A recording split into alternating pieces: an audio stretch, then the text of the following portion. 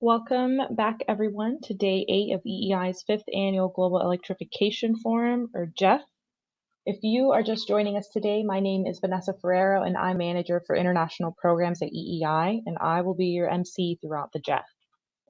Today's sessions focus on climate change, resilience, and innovation, and we look forward to featuring the Asia-Pacific region throughout the program. We're excited to begin the day with Rod Carr, Chairperson for the New Zealand Climate Change Commission, who will be speaking about strengthening systems for a changing climate.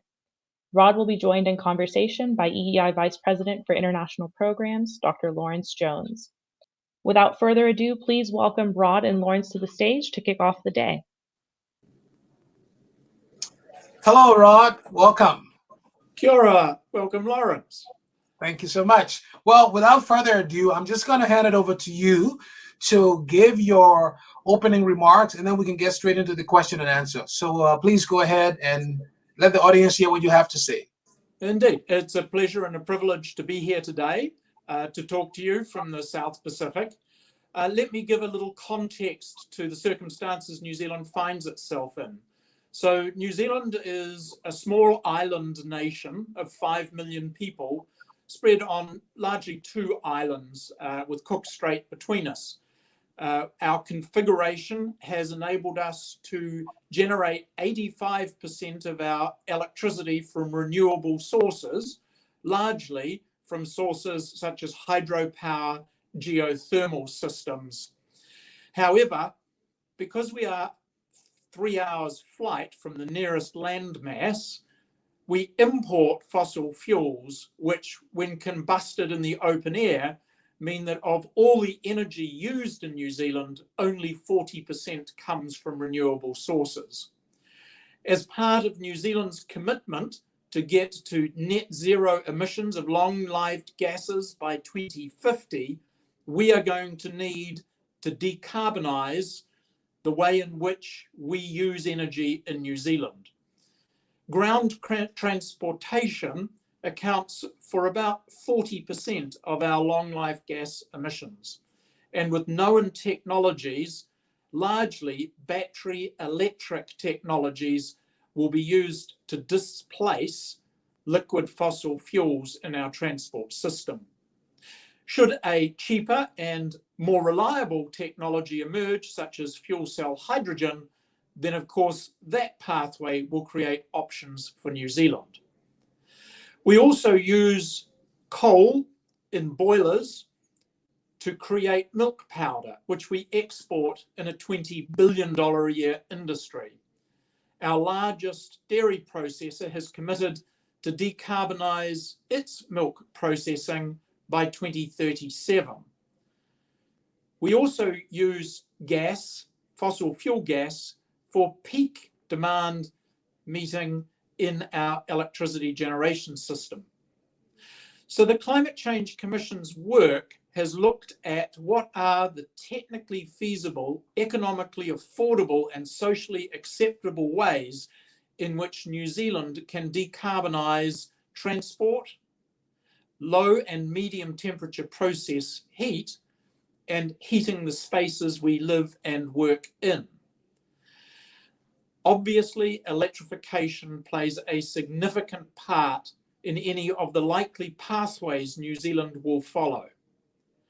In addition, biomass, biofuels, and the bioeconomy are likely to play an increasing part in the 2030s, 40s, and beyond. But New Zealand is a long, relatively narrow country, and the transmission grid that moves our electricity around is itself vulnerable to the effects of climate change, as well as the seismic activity which challenges New Zealand from time to time. Building resilience into our electricity generation and distribution is going to be a critical part of ensuring the reliability of our energy sources in the decades to come. As we begin to reduce our dependence on imported liquid fossil fuels, we will become more dependent on a sustainable, reliable electricity generation network. We are likely to see substantial additional wind, some additional geothermal, and some solar added to New Zealand's network. The intermittency of some of these additional sources of supply may change fundamentally how we think about the use of hydro in our system, in our grid, in our markets and pricing. There's no doubt that energy efficiency, the use we make of the energy we generate, will play a significant part in meeting our net zero targets, as will no doubt the additional smart technology to manage the load in the system.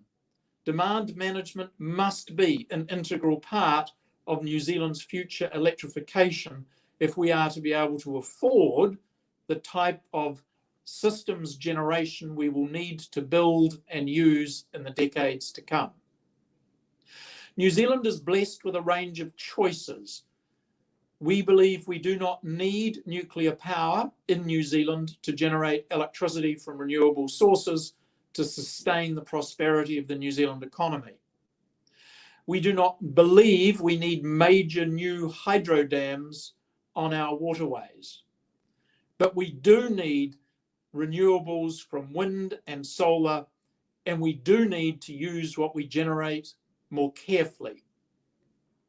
In a small island nation, when we import energy, the importation of that energy is a supply line which leaves us exposed. As we generate more of our energy onshore and distribute that generation more widely throughout New Zealand, we will be building resilience into our system. New Zealand has challenges in meeting emissions reductions from agriculture.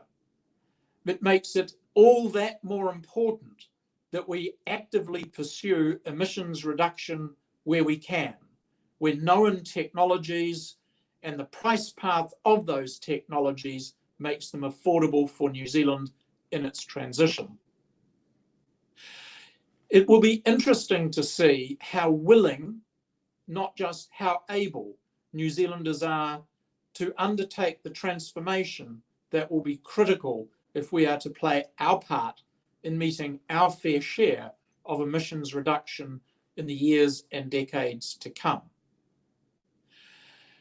I look forward to your questions and the opportunity to have a conversation. Lawrence, over to you. Thank you, Rod, for those very, very insightful comments to kick us off. And I want to start off immediately by talking about the newly released plan for how you're going to deal with your emissions reduction. What has been the response from the public? I know that there's been several thousand or several, I guess maybe 20,000 plus, I don't know what the number is. I've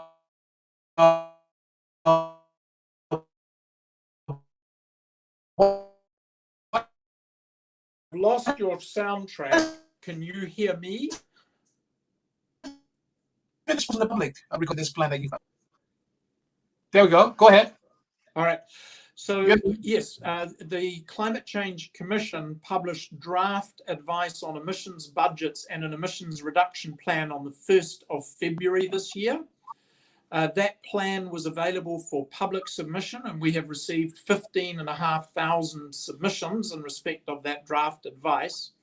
It's not surprising that various stakeholders will advocate for their particular interests, whether that's in the generation and use of fossil fuel gas as a transition technology, whether that's an advocacy for perhaps delaying or deferring some of our advice, such as that we should ban the installation of new coal-fired boilers soon, and we should stop connecting new pipes to the gas network soon, and that we should introduce emissions standards on imported internal combustion engine cars no later than 2025.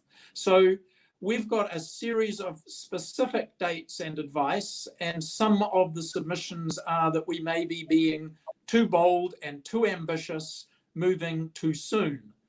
Of course, other submitters take us to task for the fact that we're not moving fast enough. Our action is not ambitious enough, and that we are leaving too much to be done later, and that future generations will carry a greater burden as a result.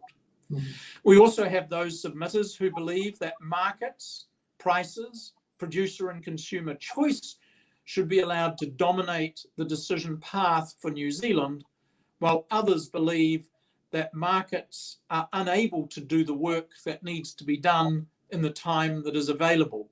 Mm-hmm. So in a mixed economy, as you might expect, there are contests of ideas about how we get this done. What is interesting is that very few submissions argue that the climate is not changing, or argue that human activity is not causing it, or argue that we should do nothing about it. All the submissions seem to focus on how we should go about reducing emissions, how fast, at what cost, and to who. And that is a debate which is significantly more mature and advanced than it was even 3 years ago. The world is changing. Attitudes of New Zealand households, businesses, local and central government are also changing. How do we get this done is now the agenda. Thank you. So lots of interesting questions, but I want to dig a little deeper into this whole idea of New Zealand's NDCs and the role that offsets are going to play. Obviously, your Prime Minister is going to be attending the President Biden's event tomorrow. And so can you just talk a little bit about what New Zealand sees as part of its NDC and how is that going to evolve? So we were asked by our Minister for Climate Change, James Shaw, to provide advice to the government on whether we, the Commission, believed New Zealand's nationally determined contribution under the Paris Agreement was compatible with 1.5 degrees of global warming. So notice it's a tighter target than the 2 degrees or less under the Paris Agreement. Our statutory target is to make our contribution consistent with 1.5 degrees of global warming. Our current nationally determined contribution is that New Zealand would reduce its greenhouse gas emissions by 30% from its 2005 gross level by 2030 in terms of its net emissions. Now, if you do all the calculations, that would suggest that this decade, New Zealand's budget for total emissions would be in the order of 585 million tonnes of CO2 equivalent. Our estimate is that if the policies advised and recommended by the Commission were adopted, then New Zealand's net emissions this decade would be in the order of 625 million tonnes. So that's after allowing for forest sequestration onshore. What that means is that our current nationally determined contribution would require us to seek and secure offshore mitigation in the order of 40 million tonnes of carbon dioxide equivalents this decade. Mm-hmm. But the ministers also asked us to advise whether our current NDC was, in the view of the Commission, consistent with New Zealand's 1.5 degree target. Mm-hmm. And our conclusion was that it is not, and that a reduction of, and I quote, much more than 35% from our 2005 gross level to our net level in 2030 would be required. We have advised the government that we think that it is largely a political choice as to how much more New Zealand should do, having regard for its historical emissions, its current level of emissions, its current technologies that are available, and its relative income. And on that basis, it's not unreasonable to expect that the government would go to Paris with a commitment to do much more than our current NDC. But it is challenging because it will require New Zealand, through offshore mitigation, to meet part of its nationally determined contribution. All right, let me take two questions here. I'll give you all, both of them, and then you can respond. The first question has to do with geothermal. A lot of countries have faced difficulties in terms of dealing with bringing up the geothermal resources. However, New Zealand seems to have had success. So, can you talk about what lessons New Zealand can share with the rest of the world in terms of how to stimulate geothermal development? And then the second question, which I think you're going to find very interesting, is about agricultural industry. How will the mining industry be? How will the mining sector be decarbonized in the context of dealing with your net zero goals? So the first one is on geothermal. You've been successful. How did you get successful? The second one, how do you decarbonize other sectors within the economy? So the geothermal is an interesting one. Of course, New Zealand is a very young nation geologically, and it sits on a fault line. So we do have accessible geothermal resources in the country. We were relatively early on in the development of geothermal technologies and capabilities, and geothermal generation is cost competitive with some of our other sources of generation. Of course, not all geothermal is non-emitting. Carbon dioxide does sometimes come along with the geothermal fluids and the use of geothermal reserves. However, one of our major electricity generators has just committed to bringing online a major new geothermal field. So we think that there are reserves available to be tapped, but the accessible, affordable geothermal reserves will not alone deal with our decarbonisation of transport and medium and low temperature process heat. So we are going to need the other stuff as well. On the decarbonisation of the other sectors, agriculture is the big one. About half of New Zealand's greenhouse gas emissions come from biogenic methane from ruminant pastoral livestock. So as the sheep and the cows and the deer chew the grass, they emit biogenic methane.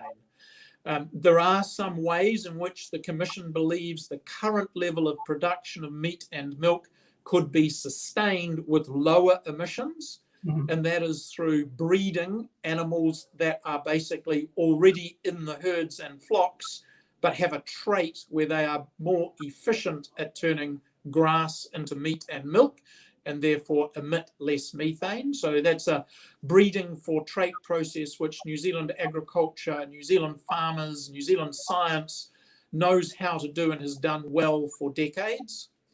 There is also the recognition that different grasses act differently in the animal's rumen, and as a consequence have lower emissions. So some of that is about feeding livestock and what we feed them. There is also advancing research in methane inhibitors, which can be added to the feed that the animals consume and reduces the amount of methane emitted as a consequence of that digestion. So all of those things give the Commission the belief that by 2030 we could get about a 10 to 13% reduction in biogenic methane, and by the 2050 target, if the best available practices became common, we might achieve a 24% reduction from our 2017 levels of biogenic methane. But without a new technology, pastoral ruminant agriculture is going to struggle to achieve further reductions in biogenic methane emissions this century. So you talk about, you mentioned policy, and one of the interesting things that I find very striking about New Zealand, a small country, but there seems to be some consensus around long-term thinking as it relates to public policy. So I know when we had a previous conversation, the idea of flip-flopping around policy came up. What do you think is going to happen? Should there be a change of administration in New Zealand maybe 5-10 years from now? Will there be a reversal of these policies?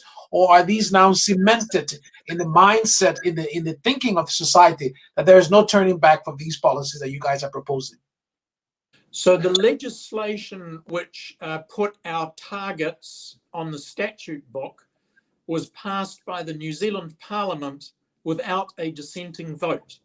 So it was a multi-party agreement that we would set targets to reduce biogenic methane by 10% by 2030 from its 2017 levels, and by 24 to 47% from its 2017 levels by 2050, and to be net zero in all long-life gases by 2050. So those targets are on the statute book. Of course, they could be changed by a future government, but they are transparent. They were adopted universally, and they are widely published, and they are relatively simple to articulate and measure using global accounting standards for emissions. Mm-hmm. So from that point of view, there was a high degree of consensus about those targets.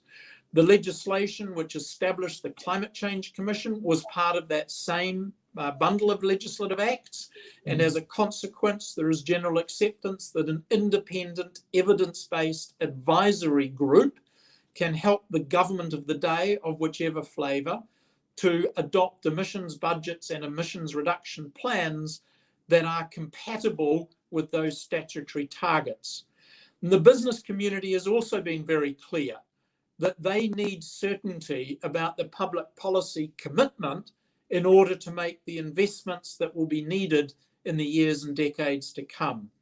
So I think that the time may be passing when short-term opportunistic political behaviour is rewarded, and maybe the time is now when some stability in public policy as a background against which businesses can make investments will be rewarded. Good. So let's call this a rapid round where we get some very quick responses. We have about 5 minutes left. I want to throw in a few questions here where you can just give me some quick answers. I hope we can. First question has to do with affordability and making sure the transition is just. What is your position on what New Zealand should do with regards to making sure that the small island nations of the Pacific also somehow benefit from this energy transition that we see in front of us? A very important and challenging question. The quick and simple answer is New Zealand does have obligations to its Pacific neighbours. They are our neighbours, that many of them are vulnerable to the impacts of climate change, and many of them will look to New Zealand and Australia to provide technologies as well as financial resources to assist them not only in reducing their emissions, which are often quite modest, but more importantly, in protecting and, where appropriate, retreating from the impacts of a warmer, wetter, windier world. Good. All right. Next question, intergenerational dialogue. What is being done today to make sure that future generations are going to benefit from the policies being put in place? And so, in short, is there a long-term view around these public policies, and are you integrating the minds of the younger generation as part of this decision-making process? One of the special things about New Zealand is the world view of our Indigenous population, the Maori community. It is not a surprise that an Indigenous people has a much more long-term and sustainable view about nature and the use of the planet's resources. The Te Ao Maori view is one of guardianship, where current generations receive obligations on account of future generations, that our use of resources is not to be abused, that our responsibility is to pass on in as good or better condition that which we inherited from those who came before. That cultural lens is increasingly mainstream New Zealand culture, and in my view will assist us in making sure that what we do is for the benefit of future generations, not merely for our own advantage. Excellent. That brings me to my second to last question, which has to do with geopolitics. And I would tie that to the importance of rare earth metals. You've been hearing a lot of debate around the need for making sure that the materials, the minerals needed to produce a renewable world are harnessed, mined in a way that is environmentally friendly. What is your view on that in the context of the geopolitics of having these rare earth metals made available and ensuring that the process by which they're mined are also environmentally friendly?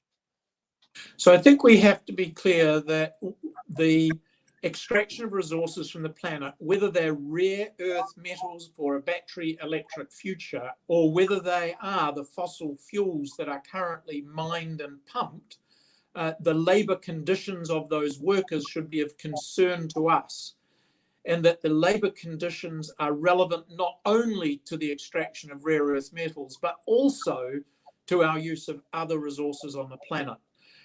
It is not appropriate, in my view, to set an even higher bar for a low emissions transition than we have for other fossil fuel industries. The bar should be the same high standard for all. So from the perspective of New Zealand, we have a mining sector. It's largely been a coal, oil and gas sector. There's been some history of gold and gold prospecting in New Zealand, but the rare earth mineral extraction has not been a feature of our landscape. But increasingly, I believe all consumers will want to know and understand the provenance of the goods and services they consume, understand better the impact on the planet and the impact in the labour markets which supply those products and services. Excellent. You kicked off us by talking about energy efficiency as one of the lowest hanging fruits in this whole context. But let's talk about the human resource. Do we have, or does New Zealand have, the technical capabilities that is necessary, or the capabilities that are necessary to ensure that this energy transition occurs in a way that is profitable, economically beneficial for everybody? Do we have, or do you all have the technical resources, the human capabilities? Look, largely the technologies that are needed are already available. So the challenge is the whole world is going to be seeking access to the same technical skills for renewable energy, whether it's wind farms, solar arrays, whether it's the electrification, the grid, the transmission of the power, whether it's the devices which sit at the end of them, electric vehicles, heat pumps and so forth. So training enough skilled people so that they are available not only nationally but globally is going to be a challenge. New Zealand has often imported skilled labour when we've needed it, but I think there is going to be a global shortage of some of these skills in the near term. And certainly as the US moves to make a commitment to renewable energy, the US will consume more of those skills, as will Europe, and as will New Zealand. So it's going to be a war for talent. War for talent. Well, let's end on this very interesting question now to end our conversation. First of all, I really appreciate you taking your time, Rod, to do this. And I've always enjoyed when I visited with you in New Zealand. So my question to you then to wrap up this conversation is, where do you see the world going? So 2050, what's your prediction of where we're going to be as a globe in terms of net zero, and what excites you the most about that future, and what concerns you the most? So I'm not certain whether the world is going to hit net zero by 2050. I think the ambition has to be there. We have to get on that path. The sooner we get on the path, the sooner we will achieve the reduction in greenhouse gas emissions that we must achieve. But I do believe that by 2050, we will be well along that path, that we will have cleaner air, we will have healthier lifestyles, we will have more sustainable use of the planet's resources. That in a world which undeniably will have already baked in additional climate change and global warming by 2050, we will have had to invest more in protection and retreat and adaptation. But that does give us the opportunity to build back better, as they say, to make sure that when we reform, transform and build new, we build in ways which embed efficient use of resources in the new infrastructure, that we learn from our past and don't repeat the failures of the past as we move to the future. I am optimistic that what lies ahead is a cleaner, greener, healthier, and more prosperous world. Well, on that very positive, optimistic prediction, Rod, I thank you so much for taking your time to join us. I look forward to visiting you in Christchurch when I'm down under in the next year or so, hopefully once we get the pandemic under control. So thank you for joining us, and have a good day. Kia ora. Cheer up. Bye-bye. Thank you, Rod and Lawrence, for a thought-provoking conversation to start off the day. It was interesting to hear about how New Zealand is focusing not only on clean energy, but on decarbonizing other sectors of its economy as well.